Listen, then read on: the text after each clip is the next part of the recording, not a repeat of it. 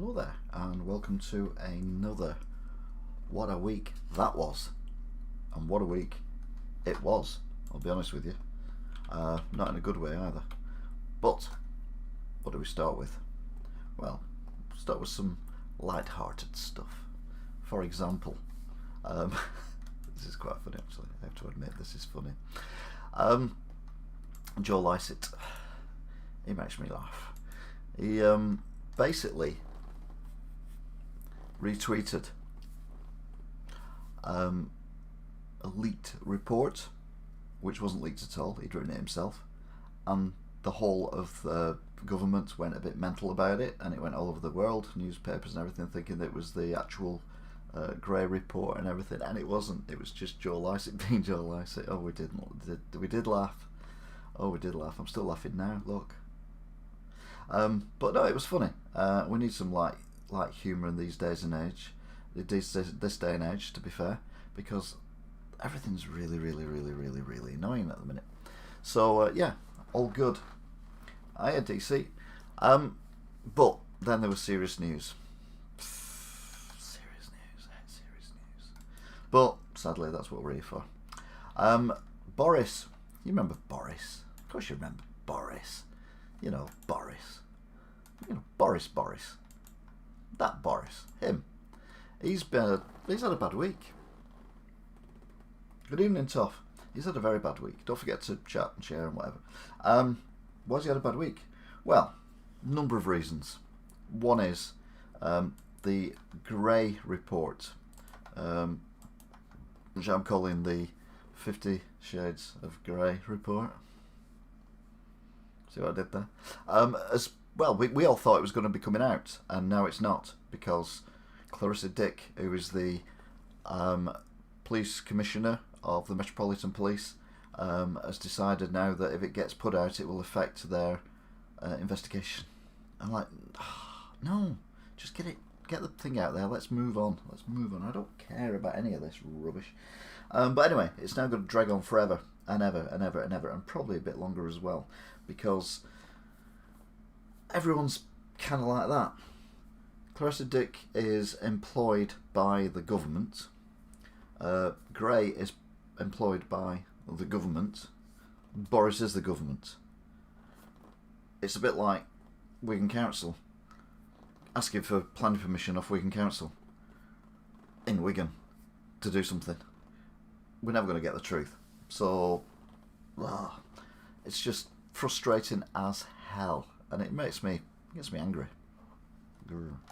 He also got accused as well, and this is a bit more bizarre, of treating pets, not actual pets, but dogs and cats, more than humans, which makes no sense. Basically, there was a charity in Afghanistan when it all fell to the Taliban, run by an English guy with some English people and other people there, and they needed to get out, and all the pets and dogs and things come here as well. I hope they got quarantined, because God knows what they get up to over there, the animals. I mean, I don't know whether there's rabies in Afghanistan, I assume there is.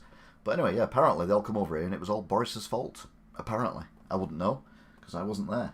But it's very confusing. So it's been a weird week for old Boris Chops this week, and I kind of feel sorry for him. I know, you shouldn't do really, but someone pointed out on Question Time, he's kind of come into the Premiership with so much stuff going on. You've got Brexit, which is still rearing its ugly head at the moment.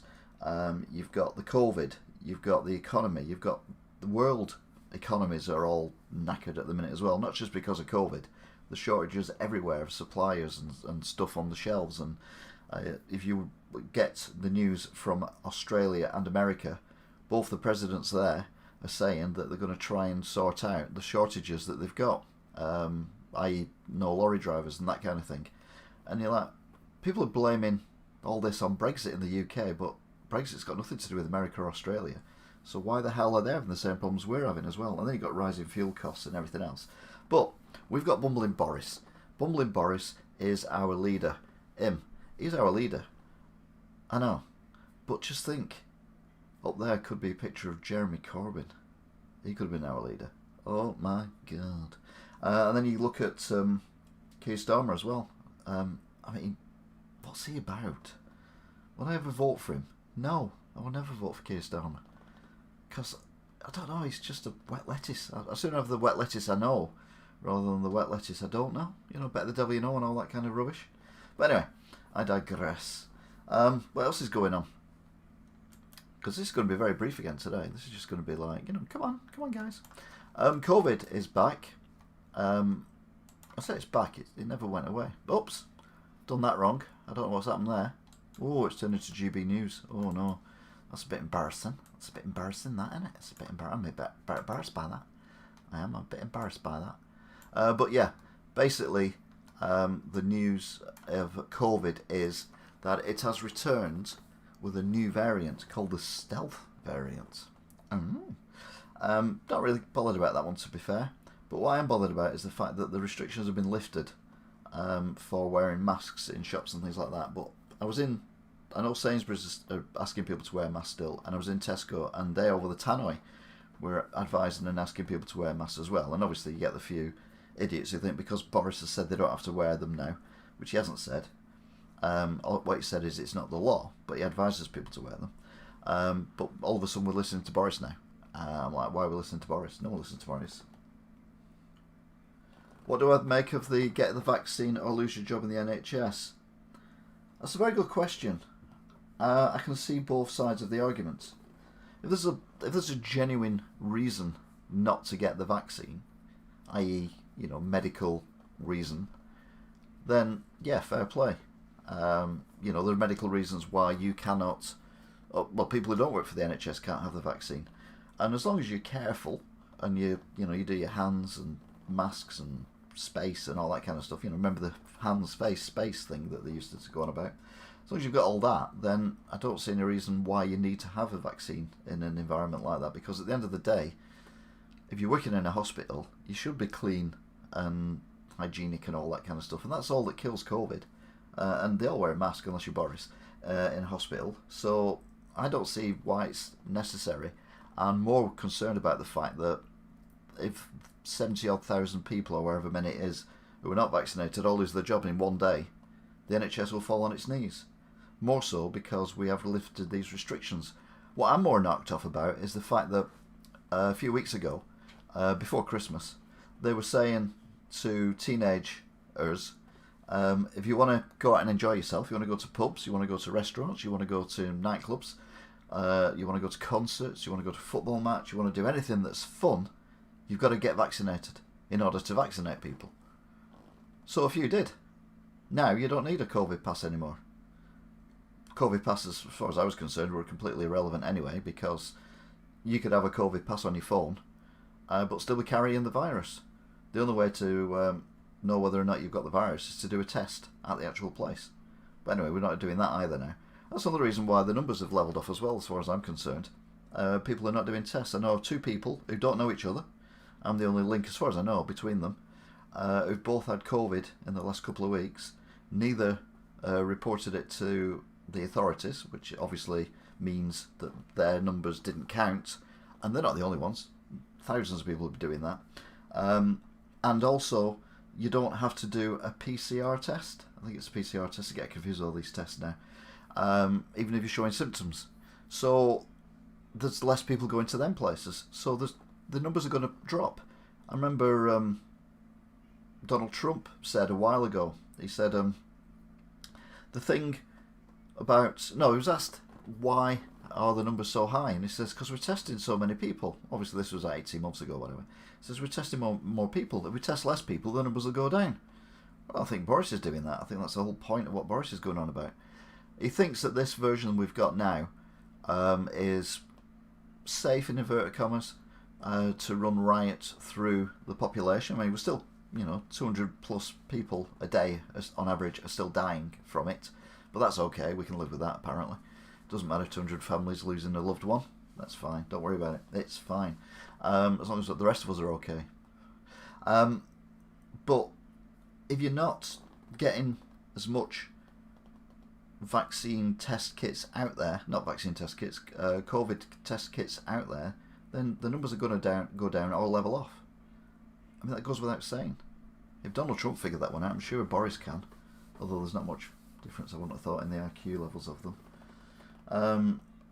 As for all these parties and everything that Boris did, like I said last week, Keir Starmer had to say that a beer he had in an office somewhere was not a party, and he had to apologise for it and everything, but it wasn't reported in the TV media. It was reported in the papers and on the internet web thing. So you've got to be careful about what you want to say and how you say it. I don't know where that's come from, but anyway. What else is going on? Oh yeah, Sue Gray. Now, she's been brought in to examine all the stuff that was going on with these parties that Boris allegedly held, although a lot of people admit freely that he was not actually at these parties. They were just held within the ranks of the number 10, although he did, and he was said to have been surprised by a cake for a surprise birthday party. Now, I've never had a surprise birthday party, mainly because I've told people not to organise one when I was 18, 21, 40, whatever, because I just don't do parties. I'm the polar opposite of Boris. But yeah, it was a surprise. Now, if it is a surprise party, then the whole point is that people are surprised. Now, Boris should have said, "What the hell do you think you're doing?" Blah, blah, blah. Possibly got caught up in the moment. I'm not making excuses for him, but these things happen. What else went on with the Grayling? Oh yeah, not the Grayling, the Gray report. Yeah, we don't know. We don't know what happened, because she's been told now to either only release a smaller version of it or withhold it completely, which seems perfectly fair in my opinion. It's not really. What else is going on? Well, breaking news tonight. Everyone's favourite tennis player, by I mean everyone's, I mean him, has realised that he might not have been telling the truth when it come to him having COVID before he went to Australia. Why? Well, because it turns out that you get levels of stuff in your blood, whatever, and they do regular blood tests because they are athletes and they have to be checked for drugs and all that kind of thing. And it turns out that the way the blood levels go is not correct for having COVID at the time he said he had COVID. So he could be ending up for getting kicked off the tour at this rate, which would be very interesting.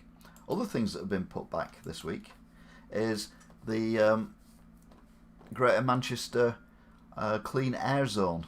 Now apparently my favourite local mayor, Andy Burnham, has been in touch with the government, asking the government to completely delay and change the way that this works. Again, I've got no idea why, apart from the fact people are moaning about it. It seems a good idea in principle to try and reduce air pollution, etc. in the areas for people's health, but it also seems daft if it's to try and save the planet, because Greater Manchester charging people £60 to drive a lorry is not going to save the Manchester or the world from global warming. Then of course we've got everyone's favourite conflict, which is coming up at the minute, which is Russia and Ukraine. Let's make that map a bit bigger so you can see it better. Now, if you don't know, Ukraine used to be part of the USSR, as did Hungary and various other countries as well, but it broke free when the Berlin Wall came down. And we've now got Russia thinking that Ukraine is going to join NATO, which is the Western alliance of countries, and be right up against its border. Now, there are already countries that are up against its border that are members of NATO, but anyway, this seems to be a big thing for them. So they are having lots and lots of troops all the way around the border, like 100,000, 200,000, whatever. And rumours are, and people are expecting, Russia to invade Ukraine and make it not part of Russia, but put in a puppet government that supports Russia. I don't think we are pressuring Ukraine into NATO, Jim. I think it's just a case of everyone's assuming things, which they do, which is really frustrating. But without knowing what's going on properly within Ukraine. I mean, Ukraine's saying that they don't want to be part of Russia, but they're not saying they want to be part of NATO either. We've got troops over there who are basically training them to use our weapons, which we've given them. So if Russia does invade Ukraine, we will be at war with Russia. That's not good for anyone. Now, there are diplomatic stuff going on, and hopefully the diplomats will sort it out, and Russia will just go back to being normal. But I do worry. If that does happen as well, then China will back Russia, because, well, the communist countries. America and Europe and all the other countries in the West will back Ukraine. And before you know it, you've got, hopefully, just a war between the East and the West that involves a little war in Ukraine and money, assets being held, and sanctions and all that kind of stuff. Worst case scenario, we all get blown up by nuclear weapons. Either way, it'll get rid of COVID, I suppose. Well, no, not either way, but that one would get rid of COVID. We won't worry about COVID or parties anymore, would we, if that happened? So maybe it's not a bad thing. Anyway.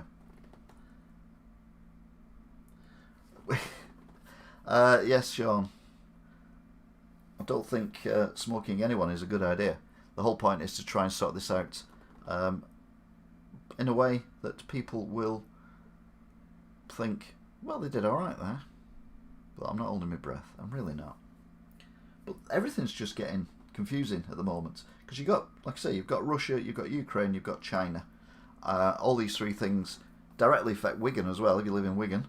If Russia invade Ukraine, China decide to back Russia, and we are against Russia going into Ukraine, and we put sanctions in, we'll put sanctions on China as well, and the gallery's redevelopment money will be frozen at some point, hopefully before... Oh, Putin turns the gas off. Yes, that's a good point as well. We really need to accelerate the nuclear power stations. Apparently they're building another one. Or they're given planning permission to build another one. It takes 10 years to build a power station. 10 years. And all the complex things, but 10 years.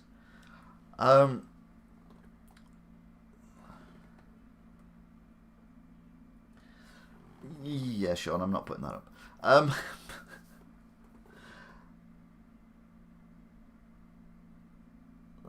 I thought someone else was typing something then, but they weren't. It was just me looking at a cursor flashing for some reason. Anyway. Yeah, Russia is probably the main threat at the moment in the world for world peace, but China isn't far behind, because China's got those islands that they've built in the middle of the sea. How the hell you do that, I don't know. You've got Taiwan, which may or may not be invaded soon by China.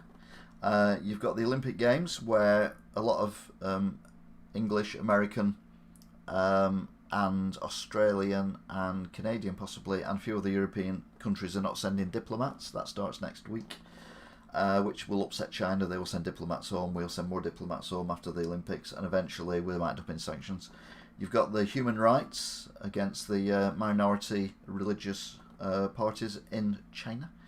And you've got that woman who ended up in the British Parliament messing around and paying MPs on both sides money. Side notes, anything Game Boyish coming to the shop? No, nothing's coming to the shop. It's January. Nothing ever comes into the shop in January. So, yeah, we'll have to wait and see on this one. I'm not overly worried. I was brought up during the Cold War, so every day we woke up, we're like, oh, we're not dead then. So yeah, that's good. Hang on a minute, I've lost something here. What's going on? What's going on? Where's that picture gone? I've lost a picture. I've lost a picture. It's a very important picture. What if Biden wakes up one day and thinks it's 1775 and he's at war with us and his handlers don't stop him in time? Well, sadly, the Americans are very known for being a bit trigger happy, shall we say. First Gulf War, Yeah, look it up. It wasn't good. Why we're still friends with them after that, I have no idea. But we are.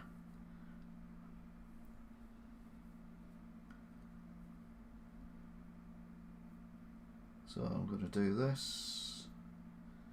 Do that. Oops. Do that. Do that.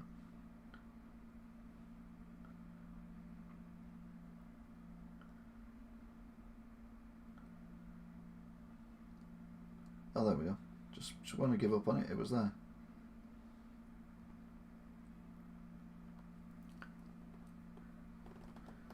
Then you have Kim Chubby, North Korea. Yes, he's screenshots.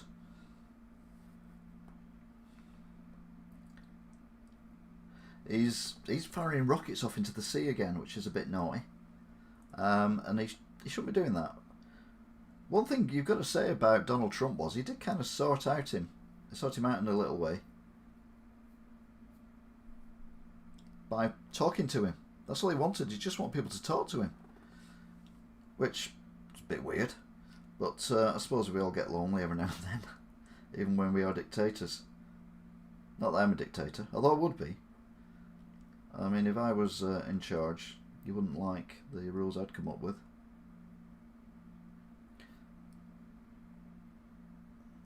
So we'll save that. Save. Off. Done. North Korea are irrelevant, and we will send Seth Rogen to sort them out. Was he the one who did the South Park skit? Team America. America. Was that him?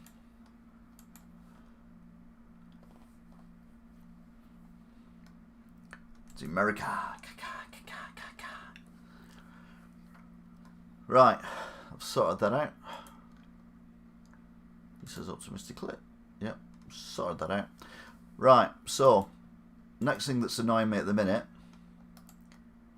is this, which is the new highway code rules, which no one knows anything about. I mean, that one says there, drivers, motorcyclists and cyclists must give way to pedestrians crossing or waiting to cross a road into which or from they are turning. So you're on a main road, you have to anchor on because there's a woman stood there, or a bloke or whatever, wanting to cross the road on a main road.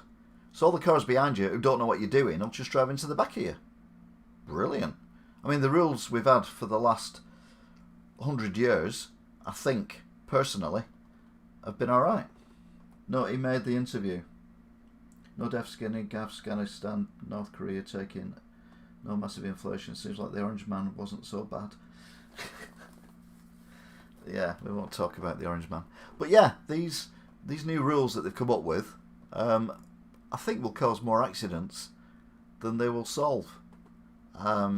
Because you're driving along a road and then you notice someone and you anchor on and that person doesn't actually want to cross the road, then you're anchoring on, the car behind you will know that person doesn't want to cross the road and drive into the back of you.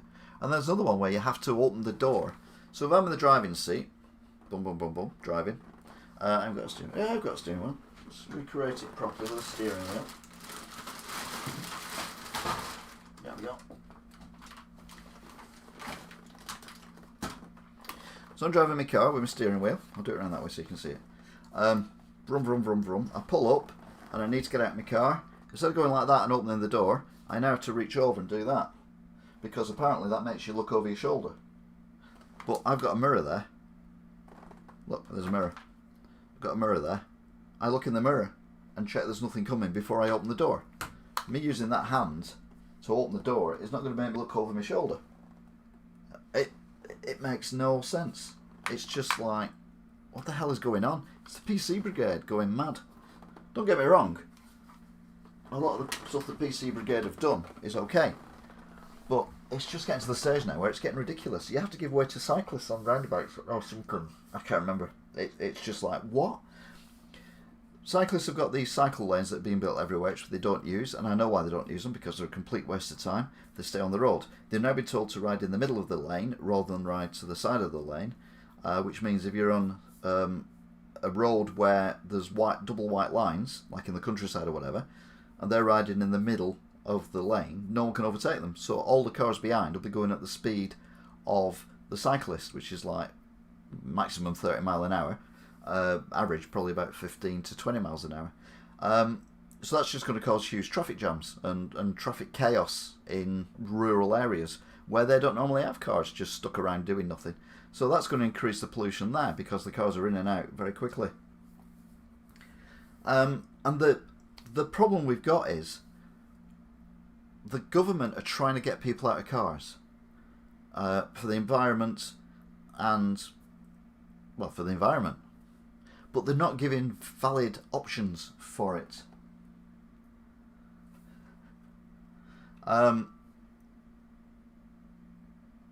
What's going on there? There we go.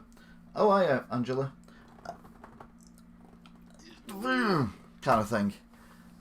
Just think though, the people who are currently at university, in 20, 30 years' time, they're going to be running the country.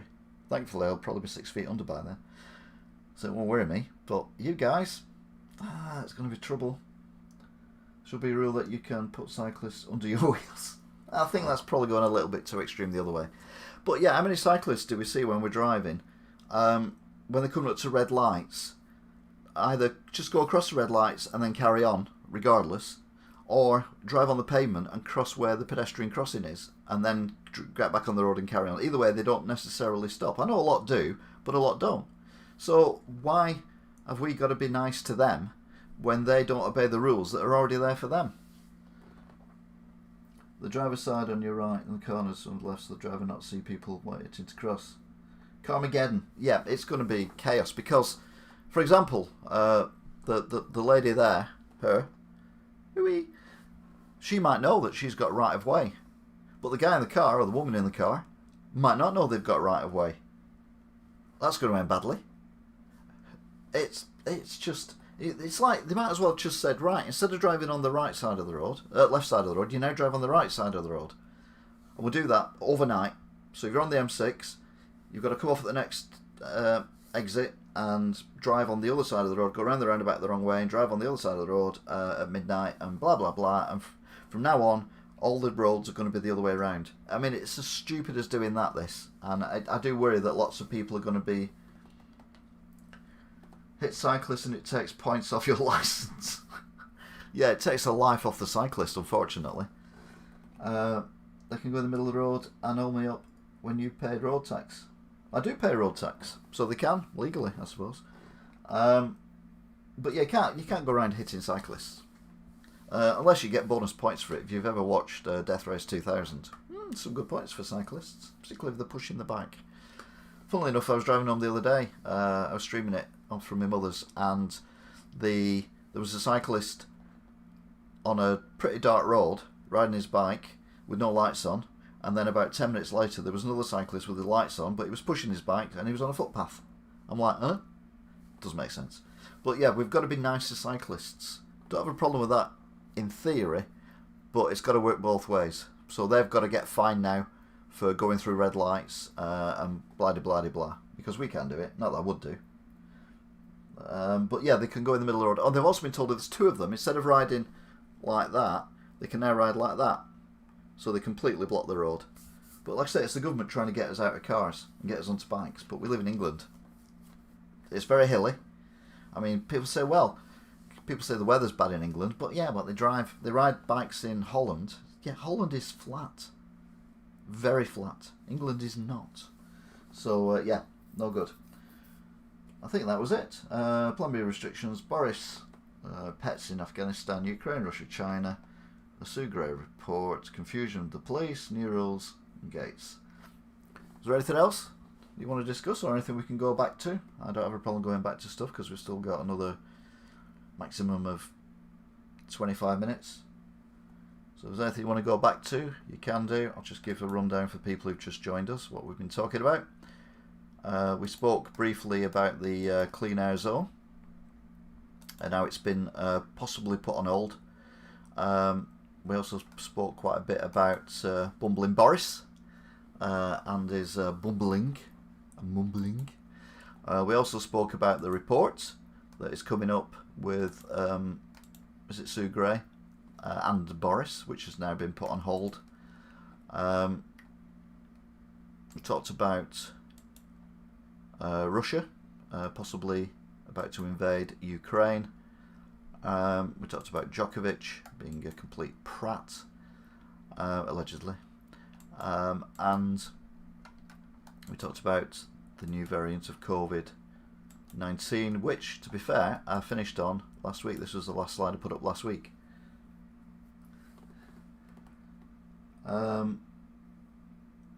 Plus, people are normally high in Holland, so weather doesn't affect them. Okay, fair enough. I see Liz Truss, Freudian slip there. I see Liz Truss spent 5,000 taxpayers' pounds on a private plane to Australia. Yes, and I've no idea why. I don't know why Liz Truss. Is she the one who was on about cheese? Cheese, and they buy cheese, and that is a disgrace. We buy more cheese. What are you on about, woman? And now she's quite important in the government, which is very worrying indeed. There we go.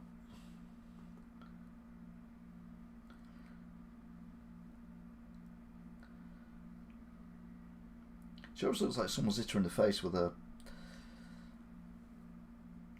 soggy trout or something. Can you have a soggy trout? I don't know. Google. Hey Google. Hey Google. Take a screenshot. Thank you. Dum-de-dum-de-dum. Just bear with me for a moment. Because we need to get Liz Truss and our aeroplane up. Not by taking it off, obviously. Not by taking off.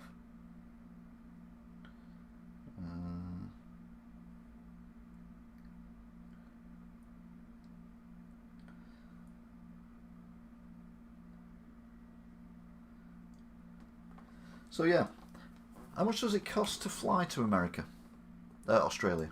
If I want to go to Australia, how much would it cost me? That's a big question. I mean, I don't want to go to Australia particularly. Was she vaccinated? Whoa, whoa, can of worms, can of worms.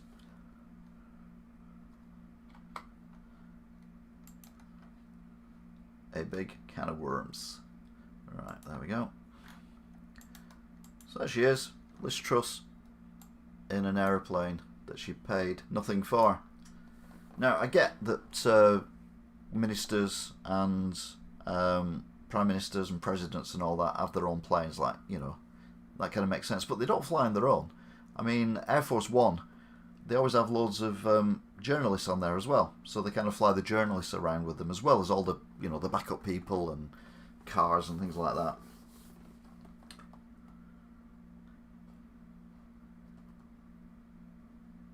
Hi Jim. Hi Angela. Hi Trevor. I know Last Leg's back on new series, very excited. But Liz Truss going to Australia. The reason for going to Australia, I don't know. Again, we're living in a society where just even flying on a normal aeroplane, just for a meeting or two meetings or whatever, because it must have been official business, it's a complete joke. The planet is dying, so one person flying anywhere in a plane is just ridiculous. But having even flying for a meeting on Qantas Airlines or whatever is also ridiculous as well. You can do it by Zoom now. It's quicker, it's easier, it's more environmentally friendly. Although some people do say, oh yeah, but the servers use electricity that it works on, and there's that many people using it now. There's actually more electricity being used than there would be if you flew a plane. Yeah, but that's doing millions and millions of Zoom calls at the same time, not one person flying anywhere. It's about $1,000 to go to Australia. Right, so I think she was overcharged then, or rather we were overcharged. Does seem a little bit excessive. Why is that greener on that side than it is on that side? I have no idea. It's just annoying that politicians just get away with stuff. I mean, people keep saying that, you know, Boris is the worst Prime Minister we've ever had. And I wouldn't agree with that necessarily. I'm not saying he's the best Prime Minister we've ever had, but I wouldn't say he's the worst. In order to have a good government, you've got to have good opposition, and we've got a really poor opposition at the minute, and it's the same in Wigan, only the other way around. It's the Labour Party were just running riot because there's no one to oppose them, so the Labour Party just think they can do whatever they want and get away with it, and technically they do. Oh no, it's the same thing. I can't get this used to this. If they're talking here, looking up there, looking down there, and everything. It's like, ah. But I've lost track now what I was talking about. It'd have been brilliant though. Oh yeah, that's it. Politicians are meant to be there for the good of the people who voted them in. So if it's local councillors, it's the people in their ward. It's MPs, it's people in their constituency. If they're in government, it's people of the country. But they seem to be only there for their own good and well-being. But like I said before, Boris has done okay in some circumstances. I mean, you couldn't predict the pandemic even when the election was on, even though it had kind of started. There were rumours of it in China at the time. Obviously, no one could have known where it ended up and why if we'd still be coping with it for the next 4 or 5 years, and I think we will. And obviously made lots of mistakes, of which I went on about in all my various vlogs at the time. Taking too long to close the borders between countries when there was a new variant, like Italy, for example. We'll close the borders a week next Wednesday. And you're like, no, you close them now. There's planes flying over directly from Italy. You turn it around and fly it back to Italy. We close the borders. We look at what that variant is. And then we decide if or not that variant is okay to come into the country, because you can't stop it. All we can do is slow it down and prepare ourselves better. At least Boris has not committed war crimes. Well, I don't think anyone's committed war crimes recently. Not since the noughties, anyway. Allegedly. But he done well with that. He did get Brexit sorted to a degree. I'm not saying it's perfect, because it's not, but you're dealing with Europe, so what do you expect? And they're not going to lie down and give it us everything we wanted, because like I said again at the time, I think Spain, Italy and France have rather large numbers of people who want to leave Europe, like we've done. So those governments and the other governments in Europe are not going to give Britain, who's left, a good deal. It's just not going to happen, because if it does happen, they're going to end up wanting to leave as well and get the same deal. So we're always going to get a crap deal. That was a given. And why the hell we went on wittering on about it for so long with Theresa May and all that, I've no idea. We were never ever going to get a good deal, because if we'd got a good deal, by now France would have left. And there's some elections. No, they've had the elections, haven't they, in France? Macron got back in again. I thought someone had typed something in there, but it's just my screen flickering. Europe, as it is at the moment, will not be around for much longer, for various reasons. Again, I said this at the time, but I'll repeat it now for all the new viewers. When we joined the EU, and I'm old enough to remember that, I wasn't anywhere near old enough to vote for it, but I remember it. It was about these 8 countries that would form a union, because we were all quite small countries in the world, particularly in the Cold War time, which it was. We were all small little countries, so we kind of banded together to form this slightly bigger country, but all with individual governments and everything else. We didn't actually form a united Europe. It was like informal. And it kind of worked to a degree. It was like, because all the economies were similar, so they're all like a posh gated house. So England, posh gated house, Germany, posh gated house, France, posh gated house, Spain, blah, blah, blah. Italy, and all the others. So we all had similar economies. We all had the equivalent of Labour and the Tories. We all had similar outlooks on life, similar religions, if you do support religions, all that kind of stuff. They were very similar countries. But then over the years, other countries have joined. So it was like, we're in this gated community with this big wall around us, but what we'll do is we'll knock a hole in the wall and we'll invite in, for example, Poland. Not that I've got anything against Poland. And various other countries will be allowed in. So it was like letting the council estates join our little group. So already you've got the rich countries and then the countries that at the time were not that rich, all trying to share the same thing. And then they come up with this currency, the euro. Thankfully, we didn't join the euro because that would have really put the pigeon amongst the cats. I know I said, I meant that. Thankfully, that didn't happen. But how can you use the same currency when you go to somewhere and, for example, a can of Coke is the equivalent of 50 cents in France, but 1 cent in Greece? Because by this time we'd invited Greece in. How can one currency do that? It can't. It's just bonkers. We invite Greece in. It's like letting the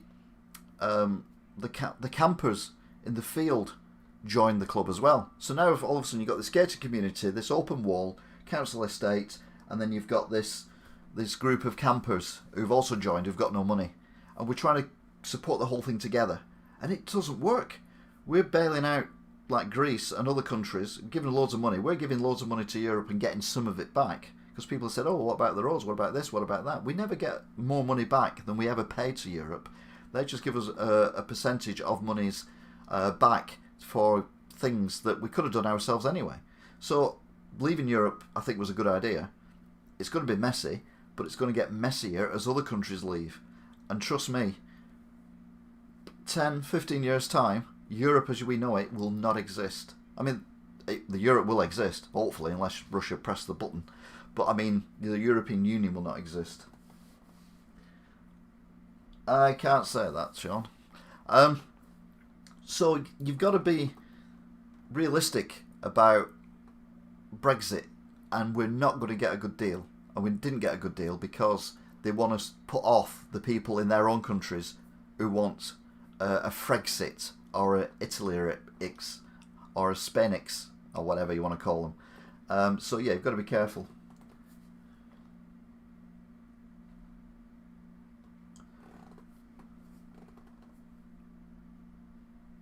Anyone else got anything to say on that one? So I thought that was quite good, actually. Because I would say that, wouldn't I? It's nice to see the Russians getting involved. I just have to stay away from anyone with an umbrella for the next couple of years, I think.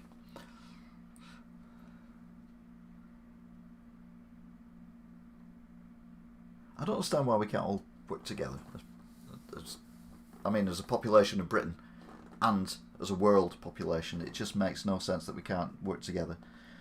You know, we've kind of come together a little bit with the coronavirus. We've kind of come together a little bit with global warming to a degree. I wouldn't say it's perfect, but it is. You know, we all live there, all of us, and we need to look after it. And the best way to look after it is to work together, work as a team. I'm not saying we all join and become, country Earth or whatever, but we need to work better. COVID kind of brought a few people together. Global warming kind of brought a few people together, but you do get the people who are not interested. If we got invaded by aliens, like in Independence Day or whatever, then the world would literally just go woof, and we would be fighting. Everyone would be fighting against the aliens, unless of course Russia invited them in and used them and they were allies. But either way, it would unite the world, and I don't understand why we just can't unite anyway to save the planet and to help people around the world. Although I still don't understand why humans think that they must live or be able to live anywhere they want on the world, regardless of what is available there for them to grow crops, animals, water, whatever. You don't see camels living on top of a mountain. You don't see penguins living in the middle of the Sahara Desert. You don't see anything living in the middle of the Sahara Desert because it's not it's not somewhere where life is meant to be. So why do humans think that they can live anywhere, and then when it goes wrong they whinge and moan about it and people have to go and bail them out? No, we have to live within our means and within our planet without destroying it. Anyway, you've all gone quiet now, so I assume you're all bored. It's been 45 minutes. So unless anyone else has got anything they want to say, we'll end it there, and we will come back in a week's time, and we'll do another one. I'm still trying to get the format right at the minute. It's still early days. I've only done 4 of these, and they're less than an hour each, so I'm not actually getting into practice. I think I'm getting better at changing the picture. I've downloaded 2 tonight whilst I've been on air, and you didn't notice, did you? You did, I know. Got a very itchy leg. So I was better not have fleas.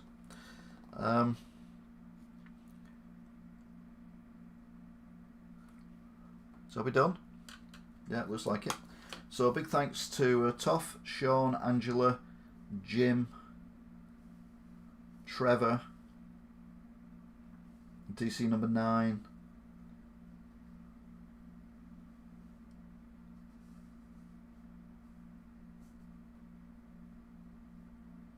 for your input, invaluable as ever. Hopefully get you thinking a little bit. I might do one of these as a live Wigan watch at some point as well, and see if we can organise people to come on and discuss what they think about Wigan's thing. But this is a world one, because this was what a week that was. So join me. Oh god, here we go again. I have to think how to say this. So thank you very much for watching, if indeed you still are. Yeah, it's good night out from the Taki TV studios. Taki TV studios. TTTV. So it's good night from this week's What a Week That Was, and I will see you next week to see what a week that was. Yeah, that works.